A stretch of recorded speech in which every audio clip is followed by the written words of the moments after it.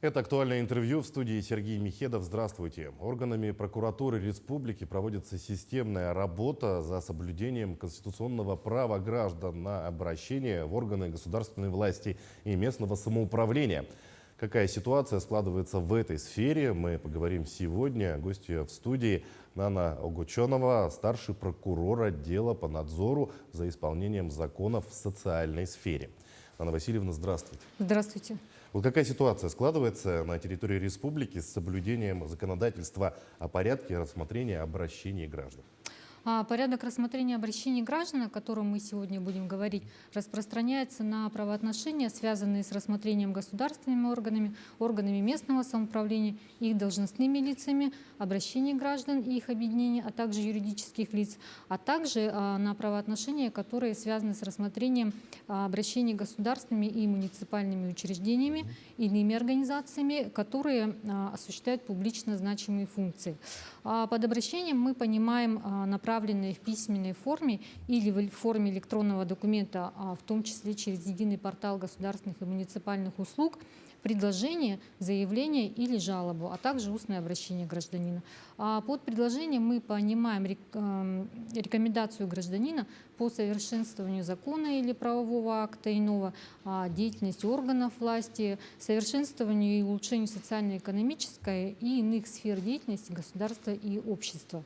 Под заявлением гражданина мы понимаем просьбу гражданина о содействии в реализации его конституционных прав или свобод, и либо когда он обращается в интересах третьих лиц, либо сообщение о нарушении законов, о недостатках в работе органов власти, либо критики их деятельности. И также под обращение подпадает понятие жалоб, то есть когда гражданин просит восстановить его нарушенные права, либо защитить его свободы непосредственно свои, либо третьих лиц. Но, как показывает практика, в основном граждане обращаются с заявлениями в форме жалоб. К сожалению, на сегодняшний день у нас нарушения закона в этой сфере остаются достаточно высоким. В этом году прокурорами у нас выявлено свыше 400 нарушений, в связи с чем принято более 400 актов прокурорского реагирования. К административной ответственности привлечено около 200 должностных лиц. Вот как гражданин может реализовать свое право на обращение? Граждане у нас в силу закона могут обращаться лично, либо коллективно, в том числе через объединение граждан, либо юридических лиц. При этом, когда они обращаются, значит, они не должны нарушать права и свободы третьих лиц. Рассматривается у нас обращение граждан бесплатно. При рассмотрении обращения органами государственной власти и их должностными лицами гражданин у нас имеет право представлять дополнительные документы или материалы, либо обращаться с просьбой об их истребовании. Он может также знакомиться с документами и материалами, которые касаются рассмотрения его обращения.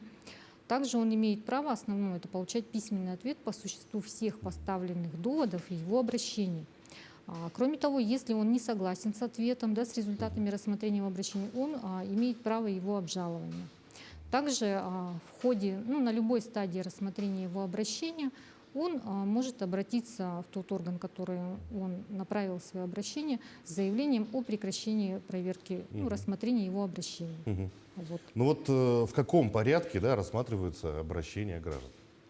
Но у нас обращение, поступившее, подлежит обязательной регистрации в течение 3 дней с момента поступления в тот орган или должностному лицу, который подлежит его рассмотрению. К письменному обращению у нас законом установлены обязательные требования. Во-первых, он обязательно, гражданин указывает в нем наименование органа, либо должностного лица, к которому он обращается. Обязательно гражданин указывает полностью свое имя, фамилию и отчество. Если он обращается письменно посредством почты, он должен указать свой почтовый адрес. Если же документ, гражданин решает обратиться посредством электронной почты, он также должен указать, свои данные непосредственно и адрес электронной почты, по которому должно быть направлено его заявление, ответ по его заявлению. И еще в случае, если он письменно обращается, обязательно должен поставить личную подпись и дату обращения. Кроме того, если он считает это необходимым, он может приложить к обращению документы, которые подтверждают его позицию, то есть что нарушаются его права, либо какие-то законы требуют корректировки, либо иное.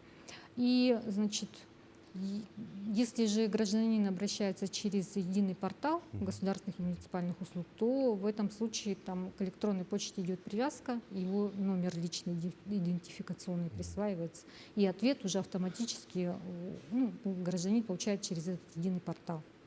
А обращение у нас, вот, как я уже сказала, в течение 3 дней подлежит регистрации. И, как правило, граждане направляют свои обращения в органы, которые компетентны, да, то есть рассматривать эти обращения. Но бывают случаи, когда граждане все-таки не всегда правильно, как сказать, выбирают тот орган. И в таких случаях обращение его подлежит переадресации в течение 7 дней. Если же в обращении несколько доводов, разных вопросов, даже личные, права потребителей, то, соответственно, это обращение остается на рассмотрении у основного органа, и он также одновременно перенаправляет это обращение, копию его, в другие органы. При этом я бы хотела отметить, что направлять жалобу в орган, который обжалует, действие которого обжалует гражданин, у нас законом запрещено. В таких случаях, да, гражданину в течение 7 дней разъясняется порядок обжалования решения того органа, с которым он не согласен, в судебном порядке. А вообще по регламенту, да, в какие сроки обязаны рассмотреть вот такое обращение гражданина? Так, обращение гражданина у нас должно быть обязательно рассмотрено в 30-дневный срок. В исключительных случаях срок рассмотрения обращения он продлевается, о чем заявителю направляется уведомление. Также я бы еще хотела отметить, что обращение, которое поступает в орган власти или местного самоуправления, оно подлежит обязательной регистрации и обязательному рассмотрению. При этом орган должен обеспечить объективное, всестороннее и своевременное рассмотрение обращения гражданина, принять все меры, направленные на восстановление либо защиту прав этого гражданина. И обязательно дается, конечно же, письменный ответ по существу всех поставленных вопросов. Ответ на обращение, как я уже сказала, направляется либо почтовой связью, либо электронно.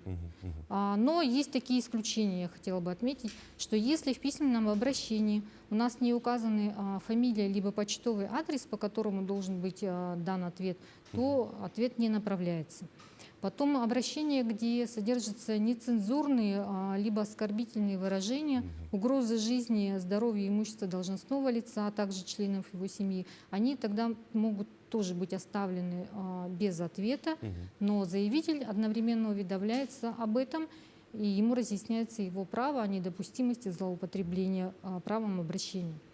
Далее обращения, в которых обжалуются судебные решения, также подлежат возврату заявителю в течение 7 дней, где ему разъясняется порядок обжалования таких решений в вышестоящий суд.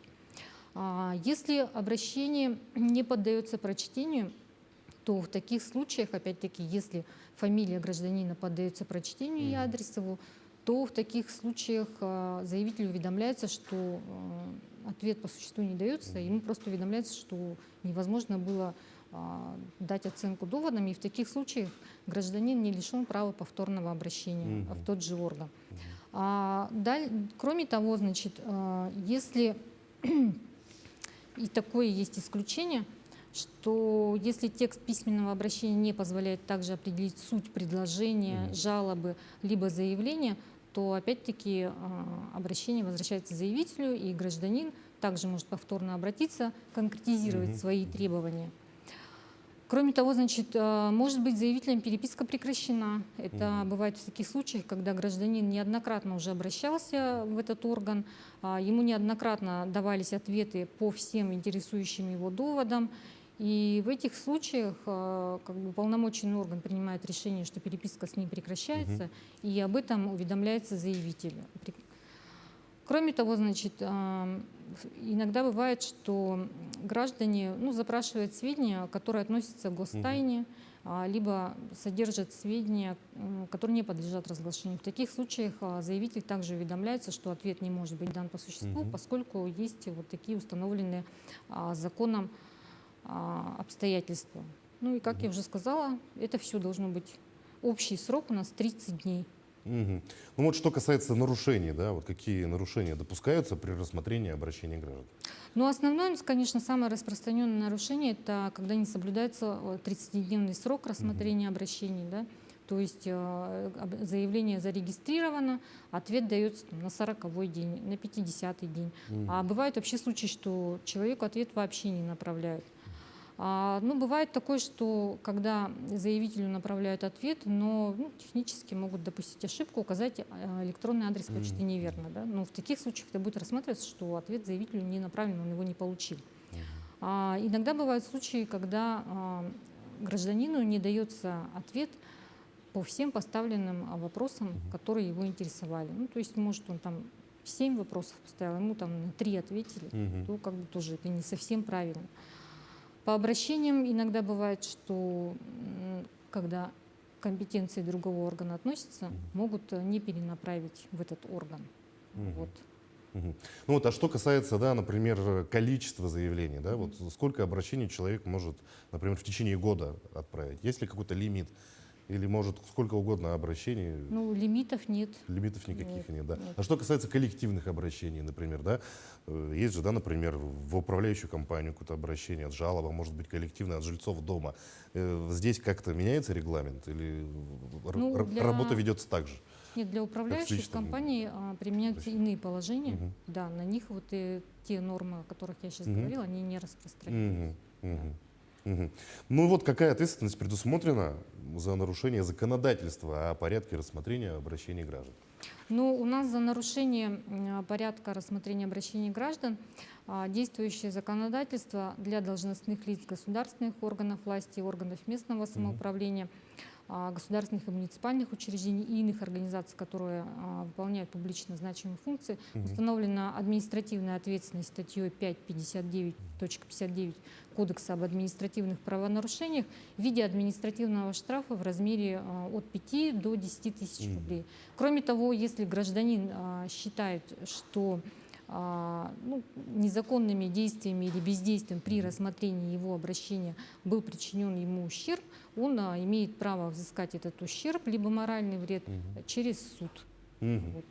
Понятно. Ну что ж, Нанна Васильевна, большое спасибо, что нашли время, пришли к нам, ответили на наши вопросы. Желаем дальнейшей успешной работы. Спасибо. А я напомню, вы смотрели актуальное интервью. Оставайтесь на нашем канале.